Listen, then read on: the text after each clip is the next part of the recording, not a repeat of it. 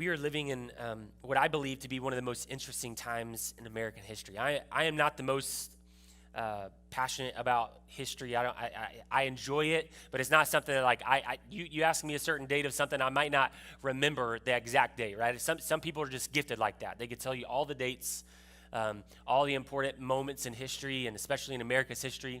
And I don't know if some of y'all that are from Texas, born and raised here, but you know that in other parts of the country, we don't learn Texas history. It's shocking, right? When I moved to Texas, I went to my first sporting event, and they did the Texas pledge or song, and I was like, I have no clue what's going on right now. We don't even know what our flag looks like in Florida, much less have it plastered everywhere. And so, there's this thing about history that some people get really passionate about it. I enjoy it, but I also feel like there is this sense that we get over the last few years. We are living in one of the most interesting times in the history of our country, maybe even in our world, because you just think about what all went on in 2020. I mean, 15, 20 years from now, they're going to write history books, an entire history book about just what happened in 1 year. Right? And then the students are going to be sitting in their classroom like, no way all this happened in 1 year. Yep, we lived through it.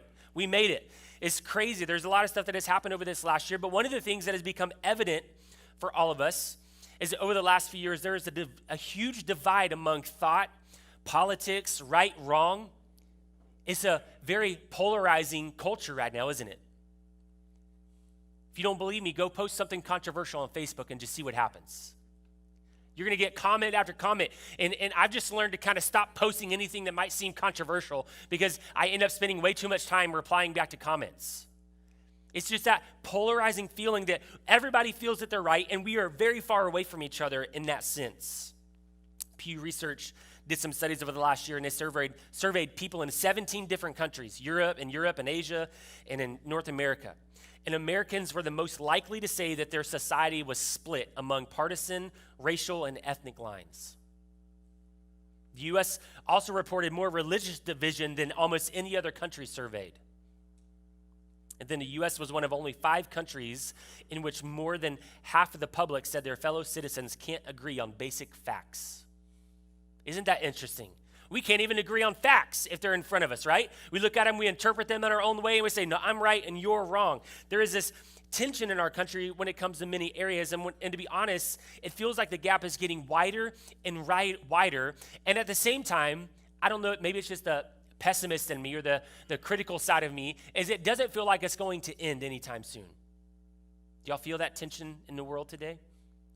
It feels like we're getting further and further away from each other. And call me crazy, but I miss the days where we could disagree and not feel the need to bash each other. I miss those days. I miss that time. I miss that thought because here's the beauty is that in a group of people, we can have different people on different sides of the aisle and different thoughts in different areas, but still get along and there be unity. That's a picture of why the church is so awesome to me. When I say the church, I'm not talking about just collective. I'm talking the capital C, people across this globe, is that we are a part of the church body together. And the interesting thing is we don't agree on everything either. That's why we have so many different denominations, isn't it? We have different denominations. We have non-denominational. We have, small church, large church, mega church, hip church, non-hip church, whatever you want to call it, right? But not every church agrees on all the same things. Christians don't even believe all of the same things. We differ on how we view salvation and how salvation comes to pass if we choose or God chooses. We differ on end time theology, if there's a rapture or not a rapture. We disagree on a lot of things in the church, but the beauty of it is that we can all disagree, but all keep our focus on Jesus and still be in unity together. It's the beauty of the church to me. It's that we can have disagreements, but we're still united as a church. And today, we're going to find ourselves in a passage in Ephesians chapter 4 where it talks about unity in the middle of this church at Ephesus. And so we're going to be in Ephesians chapter 4. If you have your Bibles, you can turn there. It's going to be on the screen as well. And over the last couple of weeks, we've made this shift from the Gospels into this new early church. This new early church that is thriving in Jerusalem. And now we're starting to see that the church has been spread all throughout the region because of persecution. And now we get a glimpse into these young churches that are planted across this region and the challenges that they have and how they're being corrected and shepherded and pastored by people like Paul or the other apostles. And so Ephesians chapter 4, verses 1 through 6 is where we're going to start off this morning. And Paul says this, I therefore, a prisoner for the Lord, urge you to walk in a manner worthy of the calling to which you have been called, with all humility and gentleness, with patience, bearing with one another in love, eager to maintain the unity of the Spirit in the bond of peace. There is one body and one Spirit, just as you were called to the one hope that belongs to your call. One Lord, one faith, one baptism, one God and Father of all, who is over all and through all and in all. But grace was given to each of us according to the measure of Christ's gift. This passage is a reminder. If we did a series on Ephesians, I believe it was in the fall of 2019. But if you were with us, just a reminder, or if you're new, a reminder is that Ephesians, the book of Ephesians, is what they would believe was a circular letter. It wasn't specifically for the church at Ephesus, but it was meant for the churches in the region. And so Paul writes this letter, more than likely dictates this letter. One of his disciples would write the letter out, and they would transcribe it, and they would take it to these churches. From church to church, they would stand up, and they would read this letter of what Paul is saying. Here's what you need to do as a church. And so this herald would come in, they would open up the scroll, and they would read this letter of the church, letter to the church. And so it more than likely ended at Ephesus. That's why the book is titled the Book of Ephesians. And so as Paul is going on these missionary journeys, he's planting churches in the Mediterranean, and now Paul's in prison. He's for preaching the gospel and writing these letters. That's the setting of what we're reading here this morning. So here's the main idea. If you're taking notes, when you leave here today, I want you to remember this as best as you can. Write it down, take a picture. Biblical unity requires us to celebrate our diversity and to serve each other despite our preferences. Biblical unity requires us to celebrate our diversity and to serve each other despite our preferences. Let's look back at verse 1. Therefore, a prisoner of the Lord, I urge you to walk in a manner worthy of the calling to which you have been called. Paul, obviously writing from prison, these churches that he's planted, and Paul, what he essentially is saying is this. He's looking and saying to all these other churches, listen, I've shepherded you, I've planted you, I've trained you. Now I want you to get up and I want you to go live it out. Now, just my opinion, I think that if we would receive correction from our leaders and our pastors the way that Paul corrected his churches, we'd probably be really upset at our pastor. Because he didn't pull any punches, right? He's kind of laying it out for them. He's like, I've trained you, I've shepherded you, I've loved you. Now I want you as a church, I want you to go live it out among your people. There's this process of all believers, newly saved. Doesn't matter if you're newly saved or been saved for a long time, but we're trained, we learn from others. But at some point, as Christians, we have to get out of diapers, don't we? Don't we? You think about even with children that we have. You know, it's not this horrible thing that we have, like if our 1-year-old or our 2-year-old has a diaper on. That's normal. That feels like a normal part of life. But if our child is 10 and still has a diaper on, it's a little bit gross, isn't it? And it's kind of the sense that we get from Paul. He's like, I've trained you, I've shepherded you, I've loved you, I've told you what to do. Now you've got to go live it for yourself. It's kind of the, hey, baby bird, flap your wings, and it's time to get out of the nest. For the context of this verse, what is Paul saying when he says that I want you to live by this? It says it in verse 2. He says, I want you to live it out this way. I want you to live with all humility and gentleness, with patience, and bearing with one another in love. So I want you to grow up, I want you to live your life, and I want you to do it this way. I want you to be patient with each other. I want you to have humility, gentleness, and bear with one another in love. That's how I want you to live. And he calls this early church to unity, and in turn calls us to unity, and does it with 4 different words. But I want you to notice about Paul's encouragement here to this church, where he says, I want you to live it out. It is all dependent upon the Christians, the believers, their own actions. Meaning that unity in the church is dependent upon how we act and serve each other. Unity is not something that we sit back and watch God do and we don't have any part of it. No, unity in the church depends on our own character. Think about that for a moment. Saying that humility, gentleness, patience, bearing one another in love, like those are things that we as Christ followers are responsible for. Unity, as Paul starts here, it starts off with humility. Humility, or some translations may say lowliness. Now, this lowliness or humility was not something that was celebrated in the ancient Greco-Roman world. Humility was something that was looked down upon. In all of the first century, second century writings of the Greek world, humility was never used in a sense of an encouraging way. It was almost like, stop being lowly, stop being humble, because the world was all about status and having things and land and importance and walking around with this stature that's like, I've got my life together and you should too. Yet Paul calls this church, and these churches, this, I want you to be humble. If you want unity in your church, I want you to be humble. And it's yet another reminder that the life that Jesus calls us to live looks a lot different than what the world asks us to live by. It's a kingdom life. And I would venture to say that even today, that humility is not celebrated today. We are literally training the next generation right now to live their life based on what other people like their photos or not. And then we send them out into the world, and it's like, nope, you shouldn't look for other people's approval. But we've been training them for 10 years to do that very thing, haven't we? And so we have this mentality in our world. It's like humility doesn't seem to be very sought after anymore. We want to work hard to be noticed. We want our voice to be heard. Yet, it's humility that drives unity. Listen to what John Stott said. Humility is essential to unity. Pride lurks behind all discord, while the greatest single secret of concord is humility.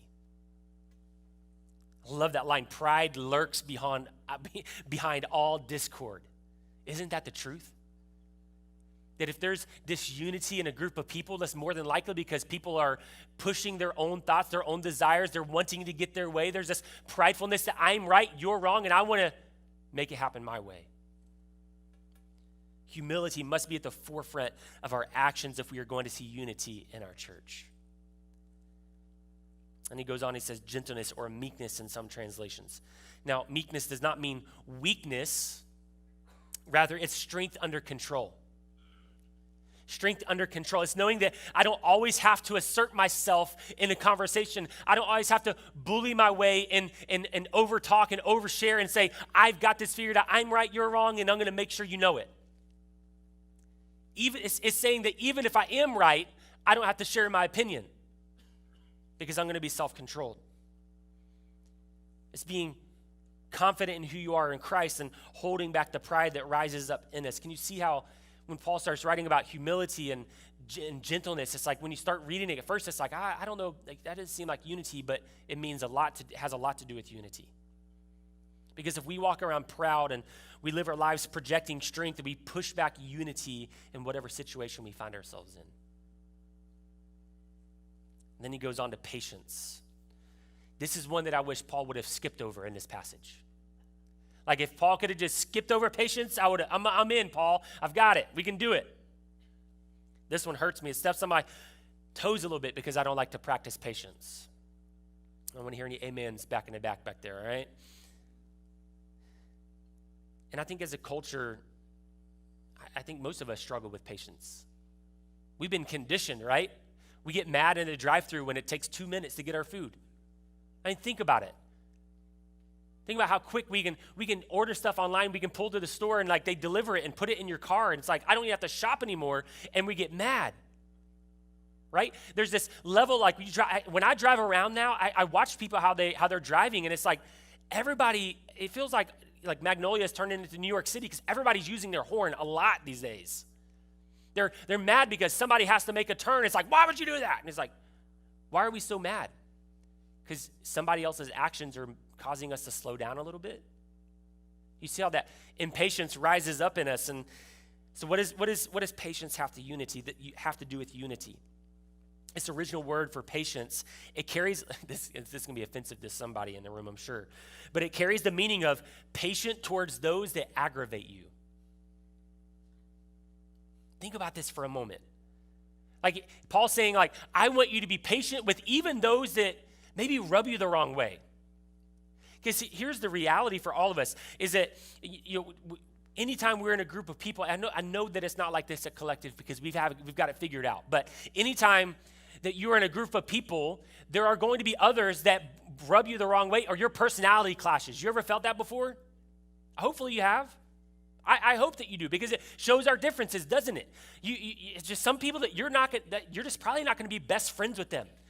And I think that's the misconception sometimes of unity is we think that we've got to be best friends with everybody. That's not it. That's not what Paul is saying. But what he is saying is those that do rub up against you and those that do aggravate you from time to time, practice patience towards that person.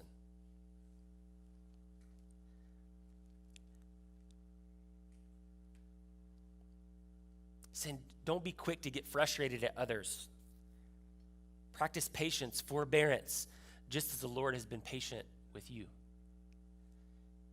You look back on your life, I'm sure you can see markers where you've seen, okay, I think the Lord was pretty patient with me in this area. He's probably pretty patient with me in how I get frustrated with others. He's been patient in how I responded or how I pursued sin over holiness. Like all the things that you look at and say, the Lord's been patient with me. Paul's saying, look at that and say, I'm going to be patient with others because the Lord's been patient with me. Sinclair Ferguson says this, if Christ is not ashamed to indwell them, I will not be slow to embrace them.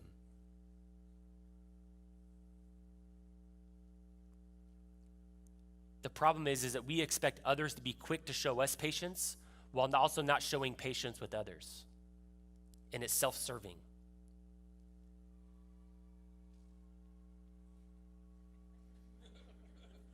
Online's like, why the pause? It's back there. But Christ calls us to more. He calls us to a better way, doesn't he? In a world that doesn't live with patience, in a world that doesn't live with humility, in a world that doesn't live with gentleness, he says, this is how you live as a church. You want to show the world what a united church looks like? Practice these things. Bear one another in love. Serve each other. Be humble. Be gentle. Let's look at verse 3. It says, eager to maintain the unity of the Spirit in the bond of peace. There is one body and one Spirit, just as you were called to the one hope that belongs to your call. One Lord, one faith, one baptism, one God and Father over all, who is over all and through all and in all. That's a lot to say, isn't it? Most scholars believe that verses 3 through 6, this passage was a hymn of the early church, that they would get up and this letter that Paul wrote became a hymn that they would sing together. Now, anytime I hear that, I'm thinking like, I know our worship team, Josh and them, they're super talented, but I don't know how you take these words and put them in a way that's memorable or actually sounds good. But there's a value in singing to remember something, isn't it?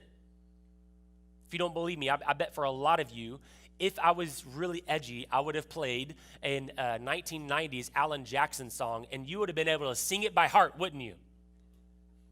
Not miss a word, and you couldn't have heard it for 10 years, and it's like, you know. And then as an adult, you listen to the songs, you're like, my parents let me listen to this? Did a radar not go off when I'm in the back of the seat singing this song and I sing a word I shouldn't sing? No, all right. This short passage is full of theology, and it's important, which is why it matters what we sing and how we sing it. This verse starts with eager, be eager. This means spare no effort in keeping unity. Be eager to keep unity. Fight for unity. Pursue unity. Like don't just like let it be something we keep off to the side and it's like maybe we can be united if we just kind of all get along like mamby-pamby. You know, it's like pursue it. Fight for unity. And when I hear this, it feels the exact opposite of what we see in churches today. We see a lot of fighting. We see a lot of posturing, churches splitting over silly things. And many times we are eager to get our own way. We are eager to share our preferences. We are eager to bully our way to what we want. Yet God's people should be marked by willingness. Maybe willingness isn't the right word, but maybe a passionate desire and eagerness to keep unity. And as you read this early hymn of the church, we see a word that keeps coming up, one. It's used 7 times in 3 verses. One Lord, one Spirit, serving one God, one body. This is not just unique to Ephesians, it's really a Pauline theme. 1 Corinthians, I wrote it down, 1 Corinthians chapter 12, he says this, "For just as the body is one and has many members, and all the members of the body through many are one body, so it is with Christ. For in one Spirit we are all baptized into one body, Jews and Greeks, slaves or free, and all were made to drink of one Spirit." I think Paul is trying to grab our attention with something in his writings, right? He said, you're not just yourself.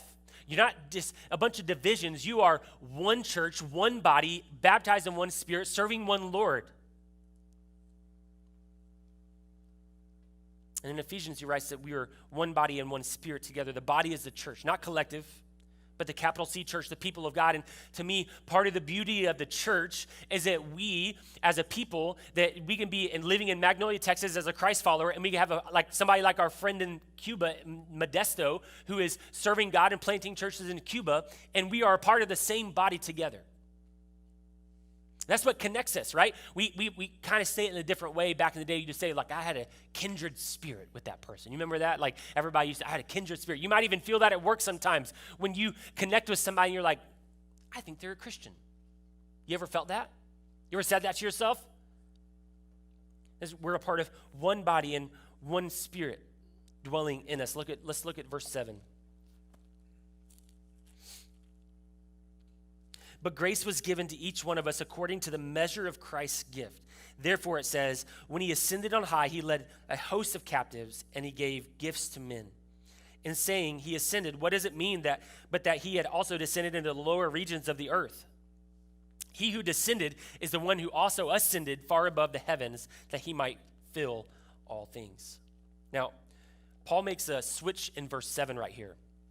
He goes from talking about us, and like together, one, and he makes a shift and he says that, but grace was given to each one of us. Here is where the diversity of our gifts come in. He's talking about serving each other, being humble, being gentle, and he said, but grace was given to each one of us according to the measure of Christ's gift. This isn't saving grace, but it could really be reworded and said serving grace. That God has given us serving grace or serving gifts. So he says that he's giving grace to you, gifts to you. He's been giving you serving gifts to serve the church. And the diversity comes when we all lean into the different gifts that we each have. Here's a thought that I had as I was preparing this message. What a sad thought it would be that if each one of us had the same giftings. What a sad world, what a sad church it would be if all of us had the same giftings. Because more than likely, all we would do is just fight with each other of who's better, right? Who performs better? Who practices their gift best? But it's in that diversity that we celebrate, that the biblical unity calls us and says, looks at somebody that does something different than us and says, good for you. Look how God blessed you with that gift. Now, verse 8 is a quotation or an adaptation of Psalm 68, verse 18. Let's look at that real quick. He says, you ascended on high, leading a host of captives in your train. If you remember a couple of months ago, I talked about how that when a king would capture another kingdom, they would cut the cloak off of their captive, and they would tie it and sew it to their own robe. Remember that? And so it says the train of his robe fills the temple. He's captured all these people. His train of his robe is so long that it goes all the way down into the world, into the throne room of God, into the holy place. But he says, leading a host of captives, in your train, and receiving gifts among men, even among the rebellious, that the Lord God may dwell there. Now, why do I say adaptation? Because in Psalms, it says that men were giving gifts to God. But in Ephesians, Paul kind of flips it around and he says that God was giving men gifts. Now, the beauty of it is that they all weren't the same. What he's saying is that when Christ ascended to the right hand of the Father, he gave gifts to men. They're all different, and you can't do anything about it. That you have been given the gifts that you have been given. And you are called to work on and to develop those gifts. Not so that you could say, look what I've done, but so that you could serve the church. So that you could serve his kingdom, so you could serve his people. For some of you, you may have the gift of teaching. And that's incredible. I pray that we have more people that have the gift of teaching. You may have the gift of hospitality. You may be one of those people that always has those people that always have like a pie on the counter that they've been waiting on somebody to knock on their door. Like, come on in, I've got pie and coffee. Like, we bake like once a year at holidays. You may be such a good person, your house is always clean. God bless you. You don't have 4 children.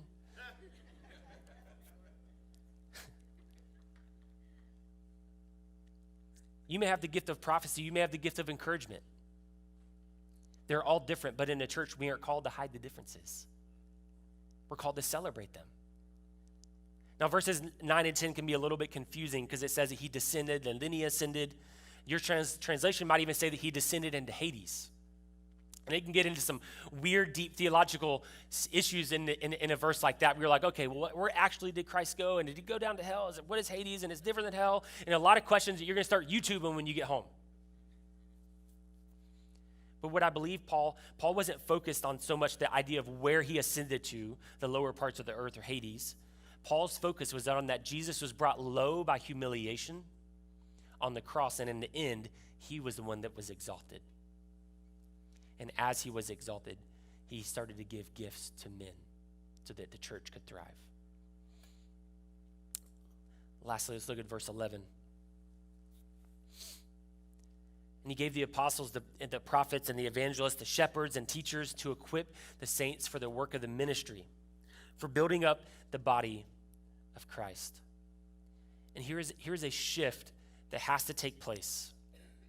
We have to stop seeing ourselves as just members of a church, where we end up treating it like a Costco membership card, where we walk in, we show our card, the staff does the work, and then we get a service and we go home. I had a pastor friend of mine in a training this week. He said something that kind of, sometimes somebody says something, you're like, that was prophetic, and I don't think you even knew it. But he said that the church is really good at what we end up doing if we're not careful is we just host a bunch of social hours for people to gather, and we end up funding their social life. Think about that for a moment. I'm like, I don't want that. I don't want a church of people that we're just here to provide just a service for an hour for you, and it's like, great, and I've gone home.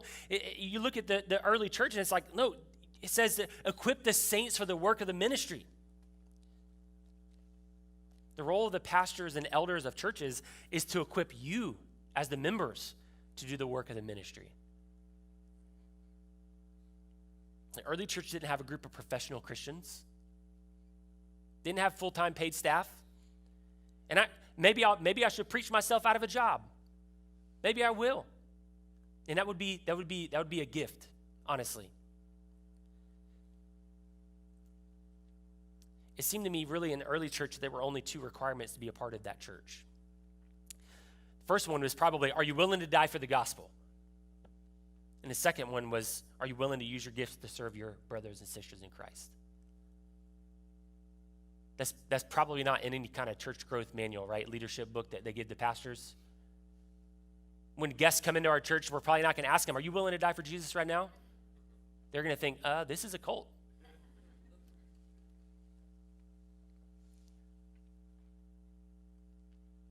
Here's a couple of big questions for us, some thoughts. What gifts has the Lord given you that you've been hiding? Just think about that question for a moment. What gifts has the Lord given you that you've been hiding? And secondly, how can you use them to serve his church? Notice I didn't say our church. I said his church. Because your gifting may be something like to be an evangelist. And the Lord may call you to go do something somewhere outside of these walls, and we would celebrate that. The gifts that God gives are not just to focus on the 4 walls of the church. But there is a sense that he's saying, I want you to develop your giftings so that you can serve your church. And here's my biggest encouragement to all of us this morning. It's time for some of us to get off the sidelines. It's time for some of us to stop making qualifying statements of why we can't serve or why we shouldn't serve at this time or this moment. And I say that with as much pastorally love as I can, but it's just the reality. When we look at the early church, it looks a lot different than what we're doing currently, doesn't it? And I'm not saying we have to do everything that they did. I'm not saying that we have to, live in homes without AC and go crazy and do all that. Like, that's not what I'm saying. But what I am saying is that when we look at the church, there are things that we are missing from our body, and I think the church as a whole, across our country and our world. Biblical unity requires us to celebrate our diversity and to serve each other despite our preferences.